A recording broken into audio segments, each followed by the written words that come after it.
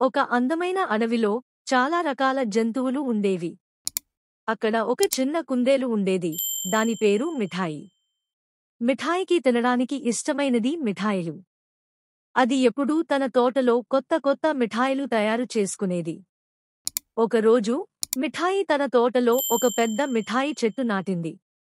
ఆ చెట్టు ఎంతో అందంగా పెరిగింది, కానీ దానిపై ఎప్పుడూ పండ్లు రాలేవు. మిఠాయి చాలా విచారించింది.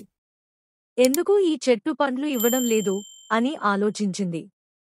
అప్పుడు ఒక తెలివైన పక్షి పేరు చిలక మిఠాయికి సలహా ఇచ్చింది. మిఠాయి, ఈ చెట్టుకు నీ ప్రేమ మరియు స్నేహం అవసరం. నీవు ప్రతిరోజూ దానికి కథలు చెప్పు, పాటలు పాడు, అప్పుడు అది పండ్లు ఇస్తుంది. మిఠాయి అలా చేసింది. ప్రతిరోజూ ఆ చెట్టుకు కథలు చెప్పడం, పాటలు పాడడం మొదలుపెట్టింది.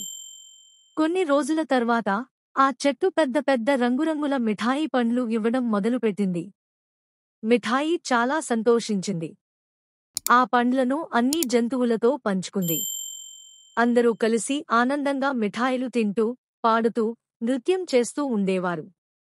అది ఒక మిఠాయి వనంలాగా మారింది. ఆ రోజు నుంచి మిఠాయి తన ప్రేమ మరియు స్నేహంతో అందరినీ సంతోషపెట్టడం నేర్చుకుంది.